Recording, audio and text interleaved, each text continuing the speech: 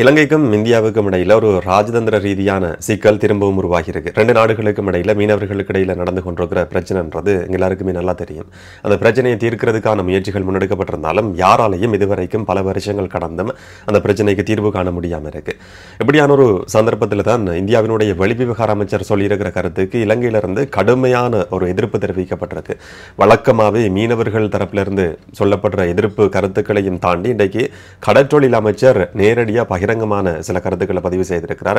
வெளியுறவு அமைச்சர், இந்தியாவினுடைய வெளியுறவு அமைச்சர் கலாநிதி சுப்பிரமணியம் ஜெய்சங்கர் சில விஷயங்களுக்கு முட்டுக் கொடுக்க கூடாது என்ற மாதிரியான வார்த்தைகளை அவர் பயன்படுத்தி இருக்கிறது முக்கியமானது. இதை பற்றி தான் இந்த காணொலியில் பார்க்க போறோம். விளக்கமா பார்க்கலாம். வணக்கம், நான் பிரசாந்த் ராஜ். ரெண்டு நாட்டு மீனவர்களுக்கும் இடையிலான பிரச்சனைன்றது நாளுக்கு நாள் தீவிரமடைஞ்சு வருது. ஒவ்வொரு காலத்துக்கு காலம் இந்த பிரச்சனை பூதாகரமாகும். அதுக்கு பிறகு சில முயற்சிகள் முன்னெடுக்கப்பட்டு சரி இப்போதைக்கு எந்த விதமான தீர்வும் நிரந்தரமான தீர்வும் காண முடியாதுன்னு சொல்லி தற்காலிகமான தீர்வுன்ற அடிப்படையில் சில முயற்சிகள் முன்னெடுக்கப்படுறது வழமையானது.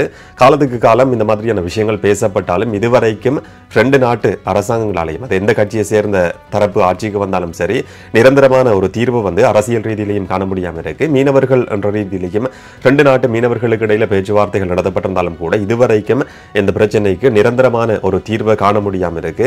இதுக்கு ரெண்டு நாட்டு மீனவர்களும் மாறி மாறி சில குற்றச்சாட்டுகளை பதிவு செய்து கொண்டே வராங்க. சில நாட்களுக்கு முதல்ல இந்தியாவினுடைய தமிழ்நாட்டில இருந்து இலங்கையினுடைய கடற்பரப்புக்குள்ள நுழைஞ்ச மீனவர்கள் தாக்கப்பட்ட ஒரு சம்பவமும் பதிவாகி இருந்தது. கைது செய்யப்பட்ட சம்பவங்களும் அதிகரித்து கொண்டே போகுது. டெல்லி விவசாயிகள் நேரடியான ஒரு எச்சரிக்கையை இந்தியாவினுடைய மத்திய அரசாங்கத்துக்கு விடுத்திருக்கிறாங்க. ஒரு நாட்டை பொறுத்த வரைக்கும் விவசாயிகளும் மீனவர்களும் எங்களை மாதிரியான நாடுகளுக்கு இந்தியாவுக்கும் இலங்கைக்கும் முக்கியமான ஒரு தரப்பு, அரசியலையும் செல்வாக்கு செலுத்தக்கூடிய ஒரு தரப்பு. இந்த பிரச்சனைக்கு நிரந்தரமான ஒரு தீர்வு காணப்படாட்டி அரசாங்கத்துக்கு எதிராக பாரதிய ஜனதா கட்சிக்கு எதிராக டெல்லியில் ஒரு மிகப்பெரிய போராட்டம் நடத்தப்படும் சொல்லி விவசாய குழு சார்பாக அறிவிக்கப்பட்டிருக்கு. அதே மாதிரி ராமேஸ்வரத்திலையும் 2 நாட்களுக்கு முதல்ல நடத்தப்பட்ட ஒரு போராட்டத்திலையும் சில தீர்மானங்கள் அறிவிக்கப்பட்டிருக்கு. இந்த ரெண்டு நாட்டு மீனவர்களினுடைய பிரச்சனைக்கான அடிப்படையான காரணமே கச்சத்தீவு இந்தியாவால் இலங்கைக்கு கொடுக்கப்பட்டது. கச்சத்தீவு உடன்படிக்கையை ரத்து செய்யறதுக்கு மத்திய அரசாங்கம் நடவடிக்கை எடுக்கணும் என்ற மாதிரியான ஒரு தீர்மானத்தை நிறைவேற்றி ஒரு மனு அனுப்பி வைக்கப்படுறதுக்கான முயற்சிகள் முன்னெடுக்கப்பட்டிருந்தது. அங்கு உரையாற்றும் போது மீனவர் சங்கத்தினுடைய தலைவர் சொல்லியிருந்தார், பஹல்காம்ல தாக்குதல் நடத்தப்பட்டு 26 பேர் கொல்லப்பட்டதுக்கு பிறகு அதுக்கு பழி வாங்குற மாதிரியான ஒரு பதில் தாக்குதலை பாகிஸ்தான் மேல இந்தியா நடத்தியிருந்தது. ஆனா 500க்கும் அதிகமான மீனவர்கள் இலங்கையில கடற்பரப்புல படுகொலை செய்யப்பட்டிருக்கிறாங்க. இதுக்கு குறைஞ்சபட்சம் ராஜதந்திர ரீதியான முயற்சியை கூட அரசாங்கத்தால் முன்னெடுக்க முடியாம இருக்கு. ஒரு செவிடன மாதிரி செயற்படுதுன்னு சொல்லி மீனவர் சங்கத்தினுடைய தலைவர் இந்திய அரசாங்கத்துக்கு நேரடியான ஒரு விமர்சனத்தை பதிவு செய்திருந்தார். அங்கு நிறைவேற்றப்பட்ட தீர்மானத்தில் சொல்லப்பட்ட ஒரு முக்கியமான தரவு இருக்கு. 2014ஆம் ஆண்டுல இருந்து இதுவரைக்கும் 3350 மீனவர்கள் கைது செய்யப்பட்டிருக்கிறாங்க. 706 படகுகள் கைப்பற்றப்பட்டிருக்கு.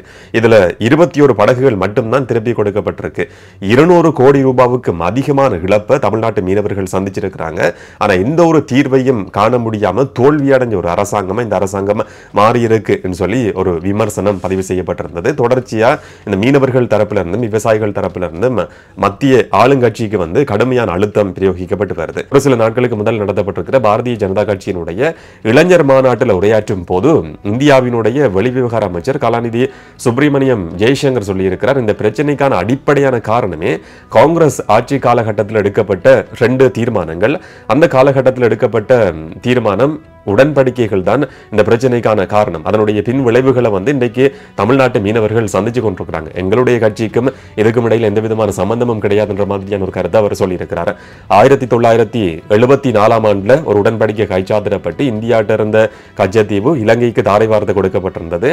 இது காங்கிரஸ் ஆட்சி காலகட்டத்தில் இந்திரா காந்தி அம்மையாரால் எடுக்கப்பட்ட தீர்மானம். 1976ஆம் ஆண்டுல அந்த மீனவர்கள் அங்க போறதுக்கான அனுமதி இருந்தது. அந்த அனுமதி கூட ரத்து செய்யப்பட்டு 2 நாடுகளுக்கும் இடையிலான பொருளாதார வலயம் எக்கனாமிக் ஜோன் மதிப்பீடு செய்யப்பட்டு அதுக்கு பிறகு 2 நாட்டு மீனவர்களும் அந்த ஜோனை தாண்டக்கூடாது என்ற மாதிரியான ஒரு உடன்படிக்கையும் கட்டுப்பாடும் 1976ஆம் ஆண்டு உடன்படிக்கையில் உள்ளடக்கப்பட்டிருந்தது. இது காங்கிரஸ் ஆட்சி காலகட்டத்தில் எடுக்கப்பட்ட தீர்மானம். அந்த காலகட்டத்தில் ஒரு பாராளுமன்றம் கூட இருக்கவும் இல்லை. மக்களினுடைய அனுமதி இல்லாம பாராளுமன்றத்தினுடைய அனுமதி இல்லாம எமர்ஜென்சி காலகட்டத்தில் இந்த தீர்மானம் நிறைவேற்றப்பட்டிருந்தது, உடன்படிக்கை கைச்சாத்திடப்பட்டிருந்தது. என்று சொன்னா இந்திரா காந்தி அம்மையார் அந்த காலகட்டத்தில் எமர்ஜென்சி கொண்டு வரப்பட்டு 50 வருஷங்கள் இந்த வருஷத்தோட பூர்த்தி ஆகுது. அதை முன்னிட்டு நடந்த ஒரு கட்சி கூட்டத்தில் தான் கலாநிதி சுப்பிரமணியம் ஜெய்சங்கர் இந்த மாதிரியான கருத்தை பதிவு செய்திருக்கிறார். அவர் சொல்ல வர்ற விஷயம் என்னன்னு சொன்னா, இதுக்கும் எங்களுக்கும் இடையில எந்த விதமான சம்பந்தமும் கிடையாது. காங்கிரஸ் ஆட்சி காலகட்டத்தில் எடுக்கப்பட்ட தீர்மானம், அந்த உடன்படிக்கையினுடைய விளைவு தான் இன்றைக்கு தமிழ்நாட்டு மீனவர்கள் சந்திச்சு கொண்டிருக்கிறாங்கன்ற மாதிரியான கருத்தை அவர் சொல்லியிருந்தார். இன்றைக்கு இலங்கையினுடைய வெளிவிவகார அமைச்சு இதுக்கு பதில் சொல்லியிருக்கு. ஊடகங்களில் வெளிவந்திருக்கிற தகவலை பொறுத்த வரைக்கும் கச்சத்தீவு இலங்கைக்கு கொடுக்கப்பட்டதுன்றது ராஜதந்திர ரீதியான ஒரு தீர்மானம்.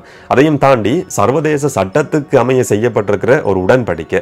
ரெண்டு நாடுகளுக்கும் இடையில இருக்கிற கடல் பரப்பு எல்லைகள் வரையறுக்கப்பட வேண்டியது கட்டாயமானது. ஐக்கிய நாடுகள் சபையினுடைய தீர்மானத்தின் அடிப்படையில் இல்லாட்டி அங்க இருக்கிற சட்ட ஏற்பாடுகளுக்கு உட்பட்டு தான் இந்த மாதிரியான ஒரு தீர்மானம் நிறைவேற்றப்பட்டிருந்தது. இது ராஜதந்திர ரீதியிலையும் சர்வதேச சட்டத்துக்கு அமையவும் எடுக்கப்பட்டிருக்கிற தீர்மானம். அதை நீ மாற்ற முடியாது. இதையும் தாண்டி இந்தியாவினுடைய அரசாங்கம் இலங்கையினுடைய விஷயங்கள்ல, உள்ளக விஷயங்கள்ல மூக்கு நுழைக்க கூடாது, இந்த சட்டத்தை மாற்றுவோம் என்ற மாதிரி அரசியல் தேவைகளுக்காக இந்த மாதிரியான கருத்துக்களை சொல்றதை தவிர்த்து கொள்ளணும். அழுத்தம் விடுத்து அடிபணிய வைக்கலாம் என்று சொல்லி இலங்கையை இந்தியா நினைக்க கூடாது என்ற மாதிரியான ஒரு கருத்தை வெளிவிவகார அமைச்சினுடைய ஒரு அதிகாரி சொல்லியிருக்கிறார் என்று சொல்லியும் ஒரு ஊடகத்தில் செய்தி வெளிவந்திருந்தது. இதையும் தவிர கடற்றொழில் அமைச்சர் ராமலிங்கம் சந்திரசேகரன் இன்றைக்கு ஒரு ஊடக சந்திப்பு நடத்தியிருந்தார். இதுவரைக்கும் ரெண்டு நாடுகளுக்கும் இடையில இருந்த உறவை பொறுத்த வரைக்கும் இந்த ஆட்சி மாற்றம் நடந்ததுக்கு பிறகு தேசிய மக்கள் சக்தி அனுரகுமார் திசாநாயக் இந்தியாவுக்கு போயிருந்தார். மோடியோட நேரடியான சந்திப்புகள், பேச்சுவார்த்தைகள் நடத்தப்பட்டிருந்தது. மோடி இலங்கைக்கு வந்திருந்தார். ஒரு சுமூகமான உறவு இருக்கு என்ற மாதிரி காட்டப்பட்டிருந்தது. இன்றைக்கு நடத்தப்பட்டிருக்கிற ஊடக சந்திப்பில் ராமலிங்கம் சந்திரசேகரன் கடற்றொழில் அமைச்சர் இந்தியாவினுடைய வெளிவிவகார அமைச்சருக்கு நேரடியான ஒரு சவால் விடுக்கிற மாதிரியான கருத்தை பதிவு செய்திருக்கிறார். இந்தியாவை பொறுத்த வரைக்கும் கச்சத்தீவு விவகாரம் என்றது அரசியலுக்காக, வாக்குக்காக பயன்படுத்தப்பட்டு வருது. இலங்கையில் வடபகுதியில் இருக்கிற 30% அதிகமானவர்கள் கடற்றொழில நம்பி இருக்கிற குடும்பங்கள், இவங்களுடைய வாழ்வாதாரத்தை அழிக்கிற மாதிரியான செயற்பாடு தான் மீனவர்களால் முன்னெடுக்கப்பட்டு வருது. அங்க இருக்கிற ட்ரோலர் மீன்பிடி முறைமை தடை செய்யப்படணும். இலங்கையிலிருந்து தடை செய்யப்பட்டிருக்கு. இந்தியாவினுடைய மத்திய அரசாங்கம் அதை தடை செய்திருக்கு. மாநில அரசாங்கம் அதை தடை செய்திருக்கு. அப்படி இருந்தும் கூட இந்தியாவினுடைய குறிப்பா தமிழ்நாட்டு மீனவர்கள் இலங்கையில கடற்பரப்புல அதை பயன்படுத்தி கொண்டிருக்கிறாங்க. இந்த மாதிரியான நிலைமை தொடருமா இருந்தா கிட்டத்தட்ட 15-20 வருஷங்களுக்குள்ள இலங்கையினுடைய கடற்பரப்புல எதுவுமே இருக்காது. ஒட்டுமொத்தமா கடல் வளம் அளிக்கப்படும். இந்த மாதிரியான விஷயங்களுக்கு இந்தியாவினுடைய அரசாங்கம், குறிப்பா வெளியுறவு அமைச்சர் சுப்பிரமணியம் ஜெய்சங்கர் துணை போக கூடாது. இந்த மாதிரியான விஷயத்துக்கு சட்டவிரோத செயற்பாட்டுக்கு அவர் முட்டு கொடுக்க கூடாது என்ற மாதிரியான கருத்தை இலங்கையினுடைய கடற்றொழில் அமைச்சர் ராமலிங்கம் சந்திரசேகரன் பதிவு செய்திருக்கிறார்.